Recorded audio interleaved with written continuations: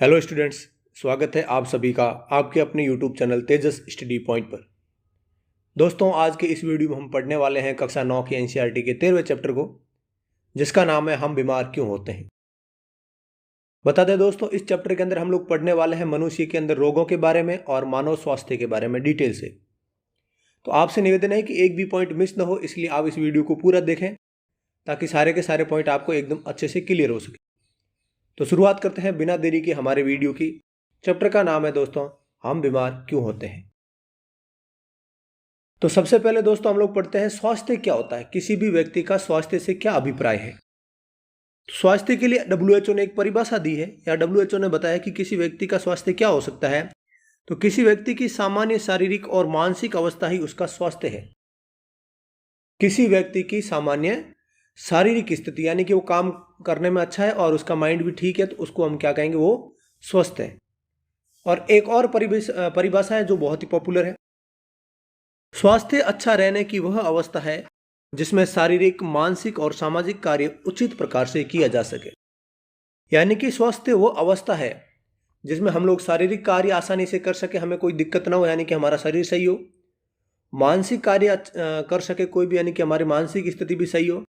और हमारी सामाजिक स्थिति यानी कि हमारी आर्थिक स्थिति, हमारी समाज के अंदर वैल्यू, हमारे पास रोजगार हो, ताकि हम किसी भी काम करने में हमें कोई भी प्रॉब्लम ना हो। ये तीनों अगर चीजें आपके पास है तो आप क्या हैं, स्वस्थ हैं। लोगों को स्वस्थ और रोग मुक्त रखने के लिए हर साल हम लोग 7 अप्रैल को विश्व स्वास्थ्य दिवस मनाते हैं। इंपॉर्टेंट पॉइंट है दोस्तों, वर्ल्ड हेल्थ डे, विश्व स्वास्थ्य दिवस 7 अप्रैल को मनाया जाता है स्वास्थ्य के प्रति जागरूकता फैलाने के लिए। अब हम पढ़ते हैं व्यक्तिगत तथा सामुदायिक स्वास्थ्य से क्या अभिप्राय है। क्या होते हैं व्यक्तिगत तथा सामुदायिक स्वास्थ्य।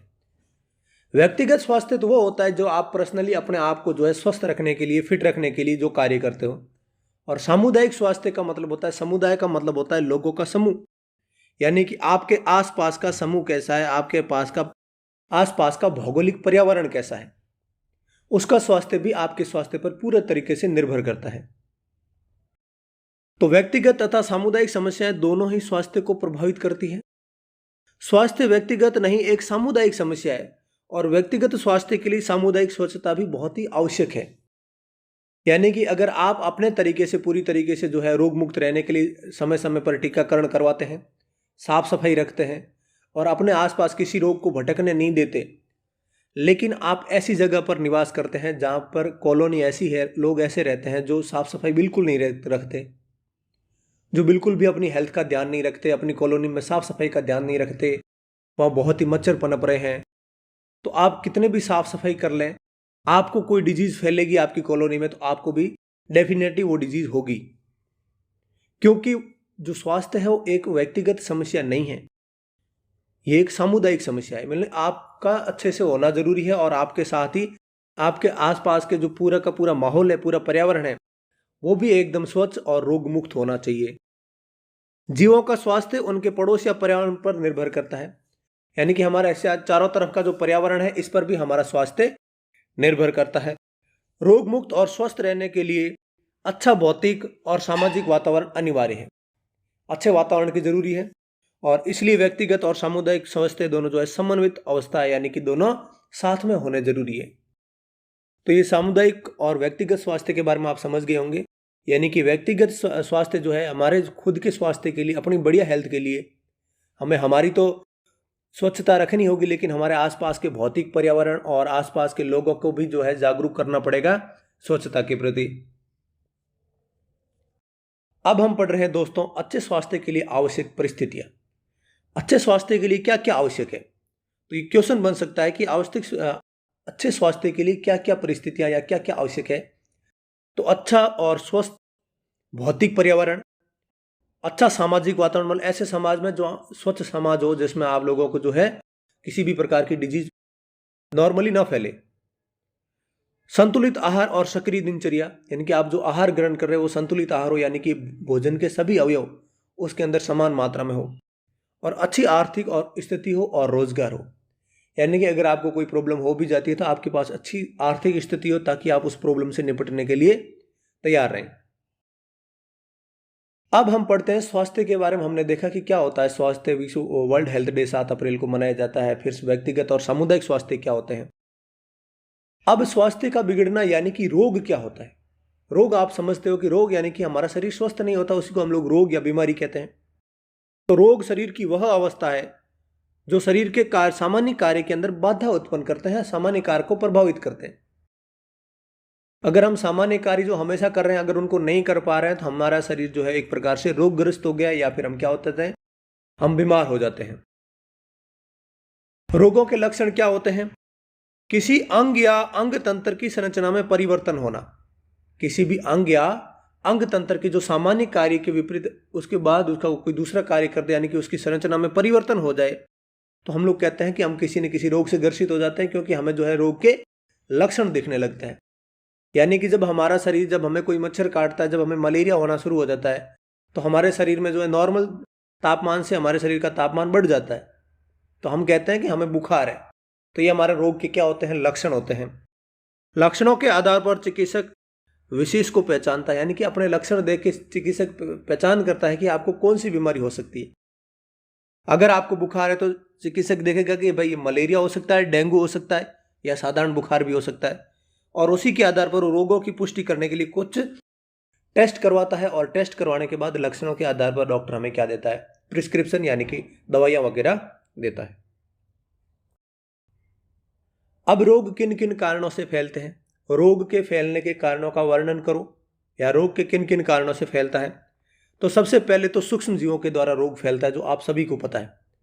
सूक्ष्म जीवों में वायरस हो सकता है, बैक्टीरिया, कवक, प्रोटोजोआ, वर्म्स, कृमि यानी कि वर्म्स, ये सभी जो है रोग फैलाते हैं। संतुलित भोजन के अभाव से भी रोग फैलता है। आनुवांशिक विभिन्नता से भी रोग फैलता है, यानी कि अगर किसी भी बच्चे के पेरेंट्स के अंदर कोई डिजीज है तो पूरे चांसेस रहते हैं कि उस बच्चे के अंदर भी पेरेंटल जो डिजीज है उसके अंदर होंगे। दूषित हवा, पानी और भोजन, यानी कि हमारा पानी स्वच्छ नहीं है, दूषित भोजन कर रहे हैं तो भी हमें डिजीज हो जाएंगे। और टीकाकरण समय पे नहीं करवा रहे हैं, समय पे वैक्सीनेशन नहीं करवा रहे हैं, वैक्सीन नहीं लगवा रहे हैं, तो भी पूरे चांसेस है कि हमें जो है रोग फैलते हैं। यानी कि सूक्ष्म जीव, संतुलित भोजन का अभाव, आनुवांशिक विभिन्नताएं, दूषित भोजन और पानी, और टीकाकरण की कमी, ये सभी कारण है जिनसे हमें क्या बोलते हैं, रोग फैलते हैं। अब हम देखते हैं रोगों के प्रकार। रोगों के प्रकार पहले हम पढ़ेंगे। 2 प्रकार के रोग होते हैं, यानी कि समय अवधि के आधार पर, यानी कि कितने समय तक हमारे शरीर के अंदर हमारे शरीर को प्रभावित कर रहे हैं। तो एक पहला रोग है तीव्र रोग या एक्यूट डिजीज, और दूसरा है दीर्घकालीन रोग या फिर क्रॉनिक डिजीज। एक्यूट डिजीज का मतलब, तीव्र का मतलब क्या होता है, जल्दी। तो ऐसे रोग जो हो जाते हैं और जल्दी ही खत्म हो जाते हैं। तो वे रोग जो कम समय के लिए होते हैं, जैसे हमें सर्दी होती है 3 दिन के बाद आराम से ठीक हो जाती है, जुकाम होता है 3 दिन बाद ठीक हो जाता है, मलेरिया होता है 2-4 दिन 10 दिन के बाद हमारा ठीक हो जाता है। तो ऐसे रोगों को हम लोग कहेंगे तीव्र रोग है। लेकिन कुछ रोग ऐसे हैं जो हमारे शरीर को लंबे समय तक प्रभावित करते हैं, पूरे आजीवन भी प्रभावित कर सकते हैं। अधिक समय तक चलने वाले रोगों को दीर्घकालिक रोग कहते हैं। ऐसे रोग जो बहुत ही लंबे समय तक हमारे शरीर को प्रभावित करते हैं। उदाहरण दे रखा है, कैंसर हो गया, टीबी हो गया, एलिफेंटियासिस यानी कि हमारा जो पैर सूज जाता है इसको हम लोग कहते हैं हाथी पांव रोग, एलिफेंटियासिस, जो वर्म्स के द्वारा फैलता है। इन सभी से जो है ये कैसे रोग है, दीर्घकालिक रोग है, यानी कि क्रॉनिक डिजीज है जो हमारे शरीर को लंबे समय तक प्रभावित करते हैं। अब रोगों के संचरण के आधार पर, यानी कि रोग आपको कैसे फैले हैं, किस प्रकार से रोग फैलते हैं, उसके आधार पर भी हम रोगों के प्रकार पढ़ते हैं। 2 प्रकार के रोग पढ़ते हैं, एक पढ़ते हैं जन्मजात रोग और दूसरा पढ़ते हैं उपार्जित रोग। यहां तो उपार्जित नहीं लिखा हुआ है, लेकिन एक जन्मजात रोग होते हैं जो जन्म से ही आपके अंदर डिजीज होते हैं, आपके अंदर मतलब किसी भी व्यक्ति के अंदर जो जन्म से ही डिजीज होते हैं उसको हम रोग को कहते हैं जन्मजात। और जो जन्म के बाद में होते हैं उनको हम लोग कहते हैं आफ्टर बर्थ, यानी कि जन्म के बाद, वे रोग उनको कहते हैं उपार्जित रोग। और उपार्जित रोग भी 2 प्रकार के होते हैं, संक्रामक रोग, यानी कि आपको होने के बाद किसी और को भी हो जाते हैं, या फिर किसी और को होने के बाद दूसरे को नहीं फैलते, यानी कि असंक्रामक रोग। तो यानी कि यहाँ पे तीनों लिखे हुए, जन्मजात रोग, संक्रामक रोग और असंक्रामक रोग, ये रहे। इनके तीनों के बारे में डिटेल से पढ़ते हैं। वह रोग जो व्यक्ति में जन्म से ही होते हैं उन्हें हम क्या कहते हैं, वे आनुवंशिक आधार पर होते हैं, इन्हें हम लोग कहते हैं जन्मजात रोग। यानी कि आनुवंशिक आधार पर, यानी कि कोई पेरेंट्स में अगर कोई डिजीज है और वही डिजीज जो है बच्चों में फैल रही है, उसको हम लोग कहेंगे जन्मजात रोग। उदाहरण दे रखा है दोस्तों हीमोफीलिया, सिकल सेल एनीमिया और थैलेसीमिया। इनके बारे में डिटेल से नहीं पढ़ रहे हैं क्योंकि हमारा वीडियो ज्यादा लंबा हो जाएगा। अगला है हमारा संक्रामक रोग। संक्रमण का मतलब होता है फैलना। ऐसे रोग एक व्यक्ति से दूसरे व्यक्ति में फैलते हैं, उन्हें हम लोग संक्रामक रोग कहते हैं। रोगाणु या सूक्ष्म जीवों द्वारा होने वाले रोगों को संक्रामक रोग कहते हैं। ऐसे रोग संक्रमित व्यक्ति से स्वस्थ व्यक्तियों में फैलते हैं। संक्रामक रोग से उत्पन्न होने वाले कारक बैक्टीरिया, वायरस, फंजाई, प्रोटोजोआ और कृमि आदि। यानी कि ऐसे रोग जो रोगाणु और सूक्ष्म जीव यानी कि बैक्टीरिया वगैरह से फैलते हैं, वायरस वगैरह से फैलते हैं और एक संक्रमित व्यक्ति से स्वस्थ व्यक्ति के अंदर फैल जाते हैं, और फैलने वाले डिजीज को हम लोग क्या कहते हैं? संक्रामक रोग कहते हैं। उदाहरण आपने देखा होगा, जैसे कोविड फैला था तो एक व्यक्ति से दूसरे व्यक्ति के अंदर फैला था, तो कोविड कैसी बीमारी थी? संक्रामक रोग था। तो यानी कि संक्रामक रोग बैक्टीरिया से हो सकते हैं, वायरस से हो सकता है, फंगस यानी कि कवक से होता है, प्रोटोजोआ से। इनसे फैलने वाले रोग कैसे होते हैं? संक्रामक रोग होते हैं। अगला है हमारा असंक्रामक रोग। यानी कि एक व्यक्ति को हो जाते हैं, उसी व्यक्ति तक सीमित रहेंगे, दूसरे व्यक्ति को नहीं फैलेंगे, भले ही वो उसके साथ रह रहा है। ये पीड़ित व्यक्ति तक ही सीमित रहते हैं और अन्य व्यक्तियों में नहीं फैलते। उदाहरण के लिए हृदय रोग, एलर्जी, गठिया रोग, कैंसर, अल्जाइमर, ये सारे रोग ऐसे हैं असंक्रामक रोग। एलर्जी आपको पता है, अगर किसी भी बच्चे को अगर धूल में खेलने से एलर्जी है और वो इन बाकी वाले बच्चों के साथ खेलता है, इसको लंबे समय तक एलर्जी रहेगी, लेकिन इन बच्चों को ये एलर्जी नहीं आएगी, इनको धूल से कोई प्रॉब्लम नहीं होगी, क्योंकि एलर्जी एक प्रकार का असंक्रामक रोग है। अभावजन्य रोग, अभाव का मतलब होता है कमी, तो कमी से होने वाले रोग। किसकी कमी से? किसी की भी कमी हो सकती है। हमारे शरीर के अंदर किसी भी पोषक तत्वों की कमी से जो रोग होते हैं, उन रोगों को हम लोग कहते हैं अभावजन्य रोग। यह रोग पोषक तत्वों के अभाव से होते हैं, जैसे घेंगा, आपको पता है घेंगा जो है आयोडीन की कमी से होता है। थायराइड, स्करी जो विटामिन सी की कमी से होता है। बेरी यानी कि विटामिन, किसी भी खनिज, किसी भी प्राकृतिक भोजन के पदार्थ की जो कमी से हमारे जो शरीर के अंदर डिजीज होते हैं। यानी कि अगर किसी एक व्यक्ति में विटामिन बी की कमी है, तो उस व्यक्ति के अंदर विटामिन बी की कमी से बेरी रोग होगा, लेकिन सभी लोगों के अंदर वो बेरी रोग नहीं होगा।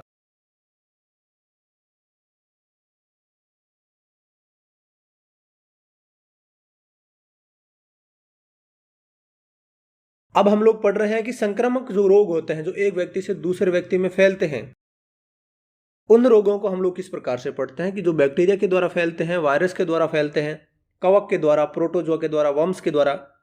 तो देखते हैं कि वायरस के द्वारा कौन कौन सी डिजीज होते हैं। ऐसे तो बहुत सारे दोस्तों रोग होते हैं जो वायरस के द्वारा, बैक्टीरिया के द्वारा फैलते हैं, लेकिन हमारी क्लास के लिए जो इंपॉर्टेंट है वो ये है: सर्दी जुकाम, चेचक, एड्स, इन्फ्लुएंजा, ये सारे रोग विषाणु के द्वारा यानी कि वायरस के द्वारा फैलते हैं। साथ में आप लोग कोविड भी याद रख सकते हो, कोविड भी वायरस से फैला था। बैक्टीरिया से हैजा, खसरा, क्षय रोग यानी कि टीबी, एंथ्रेक्स, टिटनेस, ये भी सारे रोग जो है वो किससे फैलते हैं? बैक्टीरिया से। फंगस से फैलने वाले दाद, खाज, खुजली, ये सारे जो है कवक से फैलते हैं। प्रोटोजोआ से फैलने वाले मोस्ट इंपोर्टेंट है मलेरिया। दोस्तों, हम लोग ये सोचते हैं कि मलेरिया जो है वायरस का डिजीज हो सकता है, लेकिन मलेरिया वायरस का डिजीज नहीं है, मलेरिया प्रोटोजोआ से फैलता है। कालाजार, अमीबियोपेचिस, ये सारे रोग प्रोटोजोआ से फैलते हैं। एक और सीवियर डिजीज होती है जिसको हम लोग कहते हैं दोस्तों डेंगू। डेंगू जो है वो वायरस से फैलता है। और वर्म्स वाले डिजीज में कौन सा है? एलिफेंटिएसिस या फील पाँव। फील पाँव जिसमें आपको मैंने पीछे इमेज दिखाया था कि जो फील पाँव रोग है उसके अंदर व्यक्ति का पाँव जो है हाथी की तरह हो जाता है, बहुत बड़ा सूज जाता है, और उसी को हम लोग कहते हैं एलिफेंटिएसिस। अब हम पढ़ रहे हैं दोस्तों रोगाणुओं के बारे में। रोगाणु क्या होते हैं? तो रोगाणु का मतलब होता है रोग के अणु, यानी कि ऐसे पदार्थ, ऐसी चीजें जो रोग फैलाते हैं, जो रोग के मेन पार्ट हो, यानी कि बीमारी और संक्रमण पैदा करने वाले सूक्ष्म जीव। ऐसे सूक्ष्म जीव जो बीमारी को पैदा करते हैं उनको हम लोग रोगाणु कहते हैं, और इन्हें संक्रामक कारक भी कहा जाता है, यानी कि बीमारी फैलाने वाले कारक भी कहते हैं। उदाहरण देख लें: बैक्टीरिया, वायरस, प्रोटोजोआ, ये सभी रोगाणु कहलाते हैं। अगला है हमारा रोगवाहक क्या होते हैं। रोगवाहक यानी कि रोगों का वाहन करने वाले, यानी कि रोगों के जो रोगाणु हैं हमारे शरीर तक कैसे पहुंचेंगे। ये वायरस के नीचे जो ये वायरस का इमेज है दोस्तों, नीचे पैर दिख रहे हैं, इस पैरों से नहीं चलते वायरस। तो रोगाणु जो है हमारे शरीर तक कैसे पहुंचेंगे, किसी एक जगह से दूसरी जगह पे, यानी कि कोई ना कोई रोगाणु हमारे शरीर तक लेके जाएगा। यानी जैसे आपने देखा होगा रेबीज जो होता है, हमारे कुत्ता काटने से जिस कुत्ते की लार के अंदर रेबीज का वायरस पाया जाता है, उस कुत्ता जब हमारे को काटेगा तब हमें रेबीज हो जाएगा। तो वो रोगाणु कुत्ता हमारे शरीर के अंदर प्रवेश करवाता है, रोगवाहक। तो कुत्ता क्या होगा, यानी कि रोगाणु को प्रवेश कराए तो रोगवाहक हो गया। यानी कि वे जीव जो रोगाणुओं को संचरण के लिए माध्यम का कार्य करते हैं, यानी कि एक जगह से दूसरी जगह ले जाने का मीडियम का जो कार्य करते हैं, उनको हम लोग कहते हैं रोगवाहक। उदाहरण कुत्ता, घरेलू मक्खी जिससे बहुत सी बीमारियां फैलती है, और मच्छर में आपने पढ़ा होगा कि एडीज मच्छर से जो है डेंगू फैलता है, और मादा एनाफिलीज मच्छर के काटने से हमें कौन सी बीमारी होती है, मलेरिया होता है। तो ये मलेरिया तो प्रोटोजोआ से होता है, लेकिन मादा एनाफिलीज कार्य क्या करता है, वो रोगवाहक का कार्य करता है, क्योंकि उसी के अंदर पाया जाता है वो प्रोटोजोआ जो मलेरिया उत्पादन या फिर मलेरिया डिजीज करता है।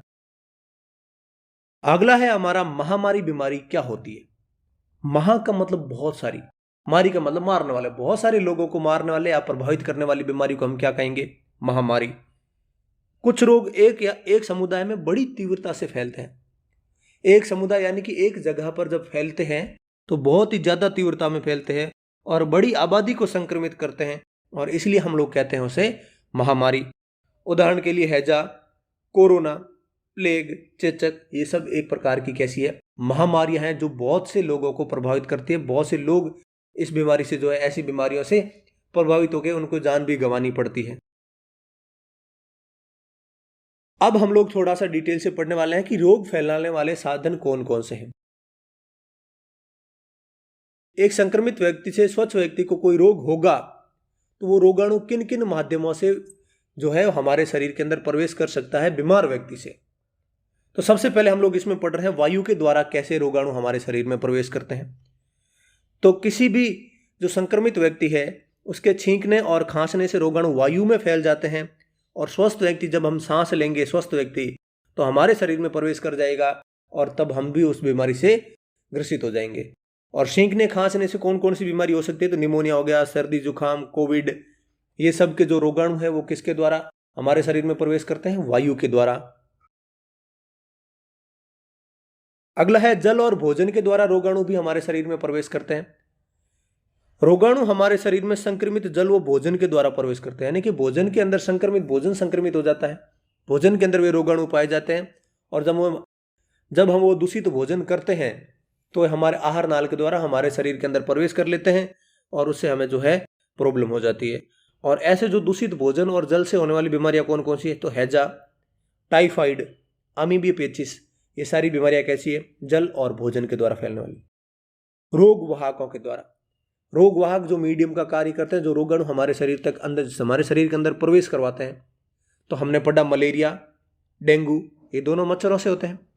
रेबीज संक्रमित पशु द्वारा, जो कोई जानवर है जो रेबीज से संक्रमित है वो भी रोगवाहक का कार्य करता है। जैसे संक्रमित कुत्ता जो रेबीज का वायरस हमारे शरीर को काट के हमारे शरीर के अंदर प्रवेश करवा देता है। संक्रमित बिल्ली, बंदर के काटने से रेबीज का संक्रमण होता है। अगला जो मेन कारण है वो है लैंगिक संपर्क द्वारा, यानी कि सेक्सुअल इंटरकोर्स के द्वारा या फिर यौन संबंध के द्वारा भी रोग जो है एक संक्रमित व्यक्ति से स्वच्छ व्यक्ति के अंदर फैल जाते हैं। कुछ रोग जैसे कि सिफिलिस और एड्स, कौन कौन से रोग, सिफिलिस और एड्स रोगी के साथ लैंगिक संपर्क के द्वारा संक्रमित व्यक्ति से स्वस्थ व्यक्ति में प्रवेश कर जाते हैं। एड्स का वायरस संक्रमित रक्त के स्थानांतरण द्वारा फैलता है, गर्भावस्था में फैलता है, और रोगी माता के स्तनपान कराने से भी शिशु में एड्स को संक्रमण हो जाता है। यानी कि जो एड्स का वायरस है इसको हम लोग जो है आगे डिटेल से पढ़ रहे हैं, ये सारे हमारे पॉइंट आगे आने वाले हैं, तो इसको पॉइंट को अभी हम लोग क्या करते हैं, स्किप करते हैं। अब हम लोग पढ़ रहे हैं एड्स के बारे में। एड्स की फुल फॉर्म दोस्तों बहुत से एग्जाम्स में पूछी जाती है, तो आपको इसको अच्छे से याद रखना है। Acquired immuno deficiency syndrome, acquired immuno deficiency syndrome, और एड्स एक प्रकार की वायरल डिजीज है, यानी कि वायरस से होने वाली बीमारी है। तो इसके वायरस का नाम है HIV वायरस, यानी कि ह्यूमन इम्यूनो वायरस। इम्यूनो इसलिए है क्योंकि एड्स का जो वायरस है वो हमारे शरीर के इम्यून सिस्टम को बहुत अच्छे से प्रभावित करता है, मतलब बहुत हमारे प्रतिरक्षा तंत्र को जो है वो कमजोर कर देता है। एड्स शरीर की प्रतिरोधक क्षमता यानी कि प्रतिरक्षा को कम कर देता है, यानी कि हमारा इम्यून सिस्टम को क्या कर देता है, वीक बना देता है, यानी कि हमारे शरीर का रोग लड़ने की प्रतिरोधक क्षमता को कम कर देता है। यानी कि कोई भी डिजीज होगी तो हमारा शरीर किसी भी बीमारी से लड़ नहीं पाएगा, इसलिए इसका नाम ही है एक्वायर्ड इम्यूनो, यानी कि इम्यून सिस्टम को प्रभावित करता है। एड्स एक व्यक्ति से दूसरे व्यक्ति में किस प्रकार से संचरित होते हैं, तो ये पीछे जो पॉइंट था वही हमारा यहाँ पे डिटेल्स है। असुरक्षित यौन संबंधों से, यानी कि असुरक्षित सेक्सुअल इंटरकोर्स से, यानी कि किसी संक्रमित व्यक्ति से जो है सेक्सुअल इंटरकोर्स के द्वारा भी क्या फैलता है, एड्स फैलता है।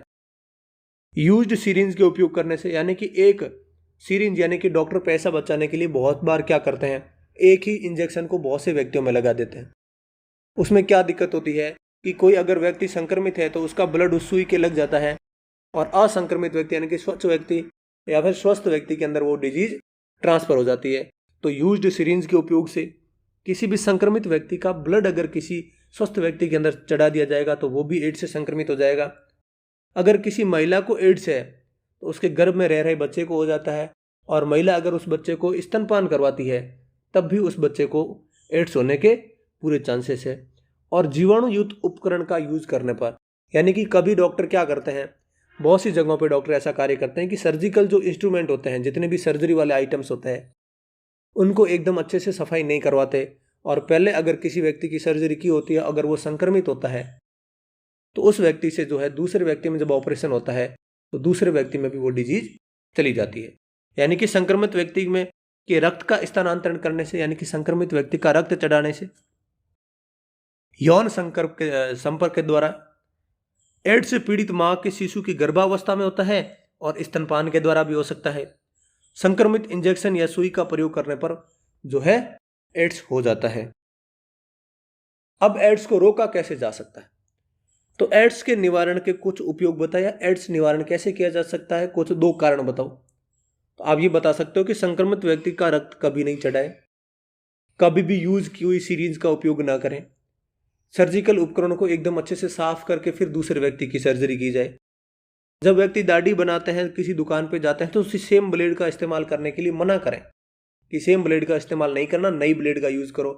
और उससे पहले जो है जिससे भी वो दाढ़ी बनाते हैं उन इंस्ट्रूमेंट को अच्छे से सैनिटाइजर्स के द्वारा साफ किए जाए, और अनजान व्यक्ति से यौन संबंध से बचें। ये सब कारण है, इन सब के द्वारा एड्स का निवारण किया जा सकता है। और एक और पॉइंट आपको ध्यान रखना है कि एड्स के प्रति जागरूकता फैलाने के लिए हर वर्ष 1 दिसंबर को विश्व एड्स दिवस मनाया जाता है। अंग विशिष्ट तथा उत्तक विशिष्ट अभिव्यक्ति, अभिव्यक्ति का मतलब होता है दिखाना। अंग विशिष्ट तथा उत्तक विशिष्ट अभिव्यक्ति, इसका मतलब क्या होता है, इसका मतलब यह होता है कि जब आपको कोई डिजीज होगा तो ऐसा नहीं है कि वो किसी भी अंग को प्रभावित कर देगा, वो किसी विशिष्ट अंग को या विशिष्ट उत्तक को ही प्रभावित करेगा। क्यों? क्योंकि हमारा शरीर के पूरे शरीर के अंदर हमारे को अंदर कोई भी सूक्ष्म जीव जो प्रवेश कर लेता है तो वो जहां से प्रवेश करेगा उसी अंगों को जो है वो डिफेक्ट करेगा या उन्हीं को प्रभावित करेगा, बाकी अन्य अंगों को प्रभावित नहीं करेगा। तो रोगाणु विभिन्न माध्यमों से शरीर में प्रवेश करते हैं।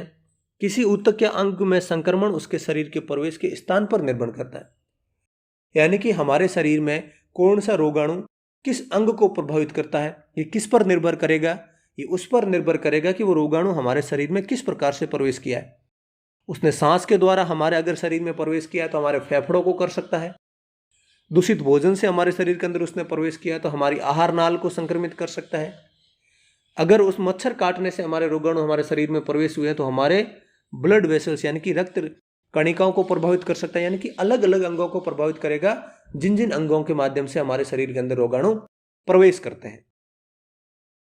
यदि रोगाणु वायु के द्वारा नाक से प्रवेश करता है तो संक्रमण जो है हमारे फेफड़ों में होता है, उदाहरण दे रखा है टीबी। यदि रोगाणु मुंह से प्रवेश करता है यानी कि दूषित भोजन और पानी से, तो संक्रमण आहार नाल में होता है, उदाहरण दे रखा है खसरा का रोगाणु और हेपेटाइटिस का रोगाणु।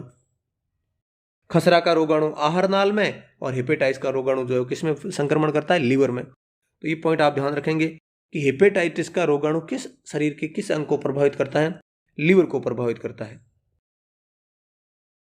विषाणु जो जनन अंगों से प्रवेश करता है, जो HIV वायरस है वो हमारे शरीर के जनन अंगों से प्रवेश करता है, लेकिन पूरे शरीर की लसिका ग्रंथियों में फैल जाता है, यानी कि लिम्फोसाइट के अंदर फैल जाता है। यानी जो लिम्फोसाइट हमारा प्रतिरक्षा तंत्र बनाती है उनके अंदर फैल जाता है और शरीर के प्रतिरक्षा तंत्र को क्या करता है, हानि पहुंचा देता है, इम्यून सिस्टम को कमजोर कर देता है। इसी तरह मलेरिया का रोगाणु हमारे शरीर में त्वचा के द्वारा प्रवेश करता है तो रक्त की लाल रक्त कणिकाओं को जो है क्या करता है, नष्ट कर देता है, यानी कि हमारी RBC को नष्ट कर देता है। इसी प्रकार एक और बीमारी है जिसका नाम है जापानी मस्तिष्क ज्वर। ठीक है, इसका जो वायरस है वो मच्छर के काटने से त्वचा में प्रवेश करता है और ये हमारे ब्रेन को संक्रमित करता है, हमारा मस्तिष्क जो है उसको प्रभावित करता है। अब हम पढ़ने वाले हैं जब हमारे को अंदर कोई रोग हो जाता है तो रोग का किस प्रकार से उपचार किया जाए, कि हमारे रोग को किस प्रकार ठीक करें हमारे शरीर में। तो इसके दो उपचार के दो विधि बताई गई हैं। पहली विधि है कि रोग के लक्षणों को कम करने के लिए उपचार करो, यानी कि जब आपको कोई डिजीज हो गई है तो पहले उसके लक्षणों को कम करो। रोग को कम करने से पहले आप लक्षणों को कम करो ताकि आपके शरीर की रिकवरी थोड़ी फास्ट हो जाए, आप उस शरीर की रोग से लड़ने की प्रतिरोधक क्षमता भी आपके अंदर विकसित होने लगे। इसके लिए क्या करते हैं, पहले दवाई रोग लक्षण दूर करने और कम करने के लिए दी जाती है, जैसे बुखार, दर्द या दस्त। यानी कि जब आपको डेंगू होगा तो सबसे पहले डेंगू के वायरस को मारने की दवाई नहीं दी जाएगी, सबसे पहले आपको दिया जाएगा कि आपका बुखार कम हो और आपके शरीर की रिकवरी फास्ट होने लगे, या फिर आप आराम करके भी रोगों के लक्षणों को कम कर सकते हो। और रोगों के उपचार में दूसरी विधि क्या है, रोगाणुओं को मारने के लिए उपचार, यानी कि जिन जिन रोगाणुओं से जो रोग फैल रहा है उनको मारा जाए। रोगाणुओं को मारने के लिए एंटीबायोटिक दिया जाता है। उदाहरण के लिए जीवाणुओं को मारने के लिए जो क्या दिया जाता है, एंटीबायोटिक। और एंटीबायोटिक क्या होता है वो हम लोग अभी पढ़ने वाले हैं। परजीवियों को मारने के लिए औषधि का प्रयोग किया जाता है। उदाहरण के लिए सिनकोना वृक्ष की छाल से प्राप्त कुनेन। सिनकोना एक प्रकार का सदाबहार वृक्ष है और उसकी जो छाल है, यानी कि उसके जो ऊपर वाली जो कवरिंग है, उस छाल से एक दवाई बनती है जिसका नाम है कुनेन। और कुनेन का प्रयोग कहाँ किया जाता है, मलेरिया परजीवी को मारने के लिए किया जाता है। तो एंटीबायोटिक या परजीवियों को मारने के लिए दवाइयों का प्रयोग हम लोग बीमारी के उपचार के लिए कर सकते हैं। अब ये एंटीबायोटिक क्या होते हैं? एंटीबायोटिक वे रासायनिक पदार्थ है जो सूक्ष्म जीव जीवाणुओं के द्वारा उत्पन्न किए जाते हैं और जीवाणु की वृद्धि को ही रोकते हैं। यानी कि आपने सुना है ना, जैसे कि लोहे को लोहा काटता है, उसी प्रकार ये जो एंटीबायोटिक है एक जीवाणु के द्वारा ही उत्पन्न किए जाते हैं। जीवाणु ऐसे केमिकल बनाता है, ऐसे रासायनिक पदार्थ बनाता है जो उसी की वृद्धि को रोकते हैं, और उन्हीं जीवाणुओं के उन्हीं केमिकल्स को अलग करके एक दवाई बना दी जाती है और उसी को हम लोग कहते हैं एंटीबायोटिक। एंटीबायोटिक किससे उत्पन्न की जाती है, जीवाणु से ही उत्पन्न की जाती है। और किसको नष्ट करती है, जीवाणु को ही नष्ट करती है। उदाहरण दे रखा है एंटीबायोटिक्स के, पेनिसिलिन, टेट्रासाइक्लिन, ये जब सभी किसके उदाहरण है, एंटीबायोटिक्स के उदाहरण है। पेनिसिलिन जीवाणु की कई स्पीशीज में कोशिका भित्ति बनाने की प्रक्रिया को रोक देता है और उन सभी स्पीशीज को मारने के लिए प्रभावकारी है। पेनिसिलिन क्या करता है, जो जीवाणु होता है उस जीवाणु के बाहर जो कोशिका भित्ति होती है, सेल वॉल होती है, उसको बनने ही नहीं देता। और जब सेल वॉल नहीं बनेगी तो जीवाणु क्या हो जाएगा, मर जाएगा, और हमें किसी भी प्रकार की कोई भी वो जीवाणु जो है हमारा शरीर के अंदर संक्रमण नहीं करेगा, या करता है तो बहुत कम करेगा। एक बात आप ध्यान रखें दोस्तों कि जो एंटीबायोटिक है ये सिर्फ जीवाणु वाले रोगों के लिए ही प्रभावकारी है। किसी भी वायरल डिजीज या फंगल डिजीज के लिए हम लोग कभी एंटीबायोटिक नहीं लेते। हमें कोई भी जैसे सर्दी जुकाम हो जाता है, हमने एंटीबायोटिक ले ली तो हमारा सर्दी जुकाम ठीक नहीं होगा, क्योंकि सर्दी जुकाम एक प्रकार की वायरल डिजीज है जो वायरस से फैलती है। इसलिए हम एंटीबायोटिक खा भी लेते हैं तो एंटीबायोटिक हमारे शरीर में किसी भी प्रकार का प्रभाव नहीं दिखाएगी। अब हमने देखा कि रोग को किस प्रकार से उपचार किया जाता है। अब रोग का निवारण कैसे किया जा सकता है, यानी कि रोग को फैलना बंद कैसे कर सकते हैं। जब लोगों के अंदर रोग फैल रहा है तो उसके फैलने को कम कैसे किया जा सकता है। इसकी पहली विधि है सामान्य विधि। सामान्य विधियों के द्वारा रोग को फैलने से रोका जा सकता है। उसमें पहला काम है आप जो है संक्रमित रोगी से दूर रहें। जब तक वो रोगी ठीक नहीं होता उस रोगी से दूर रखें खुद को। वायु से फैलने वाले रोगों से बचने के लिए भीड़ वाले स्थानों पर नहीं जाए। जैसा आपने देखा था कि कोविड जो था वो वायु से फैल रहा था, तो सरकार ने लॉकडाउन भी लगवाया, क्योंकि जो है लोग आपस में नहीं मिलेंगे तो ये नहीं फैलेगा। पानी से फैलने वाले जो है रोगों से बचने के लिए हमें पानी को पहले उबाल के पीना चाहिए, उबाल के फिर ठंडा करें, ताकि पानी के अंदर जितने भी बैक्टीरिया हैं वो सारे मर जाएं और हमारे शरीर को प्रभावित ना करें। इसी प्रकार रोग वाहक सूक्ष्म जीवों द्वारा फैलने वाले रोगों जैसे मलेरिया से बचने के लिए आवास के आसपास जो है मच्छरों को पनपने नहीं दें। यानी कि ऐसे रोग जो मच्छरों के द्वारा फैलते हैं, डेंगू मलेरिया, इनके लिए हम ये कर सकते हैं कि आसपास सफाई रखें और मच्छरों को पनपने ना दिया जाए। तो ये कारण है, हम इन सामान्य विधियों से हम जो है आसपास के हमारे घर के अंदर हमारे शरीर में रोग को फैलने से रोक सकते हैं। ये उपचार की बात नहीं है, ये निवारण की बात है, यानी कि रोग को फैलने से कैसे रोका जा सकता है। दूसरा है रोग विशिष्ट विधियां, यानी कि किसी रोग की एक विशिष्ट विधि होगी उसी रोग को खत्म करने के लिए। और विशिष्ट विधियों में हम पढ़ते हैं प्रतिरक्षाकरण या टीकाकरण। तो टीकाकरण के द्वारा भी हम रोग को फैलने से रोक सकते हैं। और टीकाकरण में होता क्या है, तो आप लोगों को एक मैं थोड़ा सा शॉर्ट में बता दूं कि टीकाकरण में हमें किसी भी प्रकार की दवाई का टीका नहीं लगाया जाता। अगर किसी व्यक्ति को मलेरिया का टीका लग रहा है तो उसके शरीर के अंदर वो मलेरिया का ही परजीवी डाला जाएगा, जिससे मलेरिया फैलता है, या फिर जिस वायरस से कोविड फैलता है उसी वायरस को हमारे शरीर में प्रवेश करवाया जाएगा। लेकिन वो प्रभावकारी नहीं होगा, इतना प्रभावकारी नहीं होगा, वो कमजोर होगा। और हमारे शरीर का जो प्रतिरक्षा तंत्र है उसकी क्या खासियत है कि उसकी खुद की मेमोरी होती है। मेमोरी में वो क्या करता है, अगर कोई रोगाणु हमारे शरीर के अंदर प्रवेश करता है तो वो उसके खिलाफ क्या बनाता है, एंटीबॉडी बना देता है। एंटीबॉडी क्या होता है, एंटीबॉडी एक प्रकार के रासायनिक पदार्थ है जो हमारे शरीर के अंदर रोग को लड़ने के लिए, विशिष्ट रोग के लड़ने के लिए वो उत्पन्न किए जाते हैं। तो एंटीबॉडी हमारे शरीर के अंदर रोगों को फैलने नहीं देते। तो जब हमारे शरीर के अंदर रोगाणु प्रवेश करेगा तो रोगाणु के खिलाफ एंटीबॉडी हमारा प्रतिरक्षा तंत्र बना लेगा, और जब दूसरी बार भी वो रोग आएगा तो दूसरी बार वो एंटीबॉडी तैयार ही रखेगा और उस रोग को फैलने ही नहीं देगा, संक्रमण होने ही नहीं देगा। यही काम करता है टीका। आप इसको साधारण भाषा में ऐसे समझ सकते हैं कि आप जब किसी व्यक्ति से लड़ रहे हैं और आपको नहीं पता कि वो कौन कौन से मुंह जानता है, तो आप पहले तो उससे हार जाएंगे, लेकिन हारने के बाद आपको, या फिर आप हो सकता है जीत भी जाए, लेकिन उसके बाद आपको पता रहेगा कि इस व्यक्ति को कौन कौन से मुंह आते हैं, जिन मुंह को आप जो है यूज करके या फिर उन मुंहों के प्रति जो है डिफेंड करके आप उस व्यक्ति को हरा सकते हैं। यही काम करता है हमारा प्रतिरक्षा तंत्र। यानी कि पहले जो कमजोर रोगाणु आएगा उसके खिलाफ तो एंटीबॉडी बना लेगा, क्योंकि वो इतना प्रभावकारी नहीं होता।